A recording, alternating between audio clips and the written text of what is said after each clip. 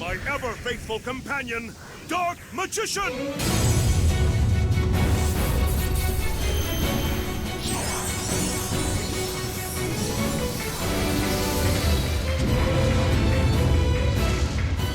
Welcome along, fellow Dark Magician enthusiasts, to another deck profile. This time for the month of May 2026. We are playing... Yes, we're playing the Lava Golem, and we're playing the Kaiju, we're playing the Veiler, and we're playing the Nibiru. Hey, that rhymes. That was poetry. Anyway, we're playing this assortment of cards. Why? Because we have Small World for our cog list. So, before getting into the Small World package, break down everything else that's in the deck, right? We have 3 Illusion of Chaos for consistency, and we're using the Ivy Knight Dragon skill to make this possible. Keep that in mind. We have 3 Tamayas, need that for the skill. 1 DMG, of course, for the skill. 1 Rod, I only need the 1 Rod. 1 Souls, 1 Souls is fine enough. 2 DM worked well enough for me. 2 Soul 7 was really good. In grind games, it helps a lot. Just don't do what I do in one game and, shotgun both in the same turn. Keep one and, try and use it to, draw more into your deck and so forth. We got 1 Droplet for, just additional board breaking capabilities. We got 3 Prep for the consistency. We have a Secrets, as per usual. Dark Magical Circle, only at 1, as per usual. We have 1 Dark Magic Attack, good board breaking capabilities, and 1 Eternal Soul, and that's all the DM cards for the main deck. Now, we do have 1 Nibiru, 2 Lava Golems, an Effect Veiler, a Thunder King the Lightning Strike Kaiju, a Grand Tusk Dragon, and we have a Battling Box of Veil. Now, when you first look at these assortment of cards, you might be thinking, these are just random staples that you draw into, right? Just random cards. How are these actually working? Well, with 2 copies of Small World, these carefully selected monsters, except for the Grand Tusk, we don't really want to banish Grand Tusk unless absolutely necessary. These carefully selected monsters all work with Small World, and they all bridge into many different, many different cards in the deck, and it's very, very good. You can use Small World to turn a Lava Golem into... you can go Lava Golem, Nibiru, Veiler. You can use Lava Golem, Battling Box of Veil for a Veiler. Or you can go Lava Golem, Nibiru, Timaeus. There's so many different ways to bridge into Timaeus. If you join my Discord server, link in the description below. One of my YouTube chat members, Sonic Eli, also known as Crush40 in the Discord server, posted a link containing a whole bunch of cards that are all interconnected with each other through Small World, and the bridges are insane. Very, very nice bridges. There are, let's see, you got 1, 2, 3, 4, 5, 6, you got 5 different bridges that get into Timaeus. You can get into many, many different cards. It's really, really good, and plus all of them are very, very nice. I'll also put the link to the network if you want to have a look at it below. It's very, I didn't even know this existed until I was shown this. You can add a bunch of different cards in your deck and then see what bridges, what Small World bridges into what. It's very, very good. So yeah, Small World is an absolutely goated card. It turns a bunch of seemingly random card choices into a massive bridge that whatever you need. You need Lava Golem, you need a Kaiju, you need Veiler, you need Nibiru. Heck, if you even need Battling Box of Veil for the funnies, Small World does that for you. Plus, it also bridges a bunch of our Dark Spellcasters into Timaeus as well. DM through Veiler gets you to Timaeus. Souls can go into Veil, which then gets you to Timaeus. That's another one.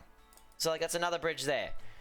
You've got Illusion of Chaos, Lava Golem into Timaeus. If if you were to use Illusion of Chaos's effect by accident for whatever reason, there's so many bridges here. It's very, very good. Check out the links. You won't regret it, and just use it. It's very, very useful information. For the extra deck, we have Dragoon, of course, the big boy himself. 1 DM the Dragon Knight, 1 Master of Chaos, 1 the Dark Magicians, and a brand new addition to the extra deck, Chaos Angel. Now, this was a late inclusion, but it still has its worth. It can be very useful, because for this card's Synchro Summon, you can treat one light or dark monster you control as a tuner, and since Rod is level 3 and Deem is level 7, both of them combine into Chaos Angel. Very, very good card. I would recommend picking it up from the latest box, Red Supernova. You won't regret adding this to your DM deck. Then I've got the Typhon, of course. Typhon was a good clutch card. Heretics Seal, the Heavenly Spheres, which is the deck's main game plan. We have Protector Whelp of the Destruction Swordsman to make that possible. And we also have Underworld Goddess of the Closed World as a backup option. Now, as Stoic has asked, how I like the list, compared to last month's.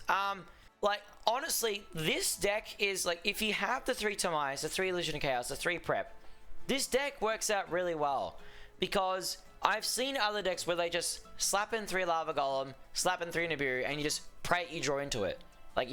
Pray you draw into it. But with Small World, this turns some seemingly random cards. If you can't use Lava Golem because it's your turn and you're going first, but you have Small World, just turn it into an Effect Veiler. Turn it to Effect Veiler. Or if you have the Kaiju for whatever reason, you can't use that, turn that into a Nibiru. It's very, very good. Lava Golem is extreme, oh, not Lava Golem, sorry. Small World is extremely good for what this deck wants to do. And Lava Golem, in this current meta, decks are spitting out so many monsters. Lava Golem is an option, and Konami really did make a big mistake not limiting Lava Golem or Sphere Mode. So, they're being made to, they're being shown that, that was a bad decision, Konami. You need to limit this card and Sphere Mode. But compared to, so if you have all those pieces, it works well. But compared to last month's deck, which was, if I find it, wrong list. Here it is. The Heretic Magicians version 2. This, without the Kaijus, it can be a lot harder to play through specific fields. But this skill is very, very consistent. The previous list last month, very, very consistent, though. It is so much harder to try and deal with all the latest decks in that. It's going to be tough. It's going to be very, very tough. Whether they limit Lava Golem or Sphere Mode, we'll have to see. Whether this might be the way DM has to play from now on, we'll see. But I still believe that, Masters of the Dark and Chaos does have a good chance. Especially given the fact that if I have a look, Dark Ruler No More is now a free card. If you have Dark Ruler No More, with this card being freely available now, I suspect that it will end up becoming a mandatory staple to deal with a lot of the powerful decks. Use Dark Ruler No More, switch off their monsters, and they can't do anything about it. Unless your opponent has a counter trap or anything like that, they can't stop it. But yeah, we'll have to see. Only time will tell, as Clever Card said. Don't know. This might be a good card, this might not be. Droplet might be the best card. Book of Eclipse might be the best card. I can't exactly say for sure. We'll have to see what the World Championship qualifiers, how that turns out. But I will say I enjoyed this deck a lot. It just flowed really well. It was really good with what it does. As for changes I might make to this deck, you could change Dark Magic Attack for Magician's Salvation as an option to get Eternal Soul out onto the field easier. That's an option there if you really want. Maybe adding in another Nibiru or maybe another Lava Golem, you could do that. I honestly couldn't say for sure. Yeah, there's not really much else I would change with this deck. I used to have IP in this deck, surprisingly, but I just never used IP at all because Lava Golem is still rampant, which is very annoying. There are so many decks that can still play Lava Golem, and your deck just dies if you don't have a backup plan. So realistically, setting up Heretic Seal, the Heavenly Spheres, has been a good strategy, to dodge all that. And yeah, one copy of Droplet carrying so hard. You could bump up Droplet to 2 if you wanted to. You take out Dark Magic Attack, put in a second Droplet. That could work out a lot easier. But yeah, this deck, I will say this deck is pretty tight because there is 2 small ones. You can take out a Small World. You can add in more Droplets if you wish. but I would be very careful cutting out any of these 3 cards. If you cut out these 3 cards, you kill your consistency, and it just makes the deck brick a lot more. But yeah, that's really all my thoughts on this deck. And with that all being said, thank you all very much for watching. I'll see you all next time.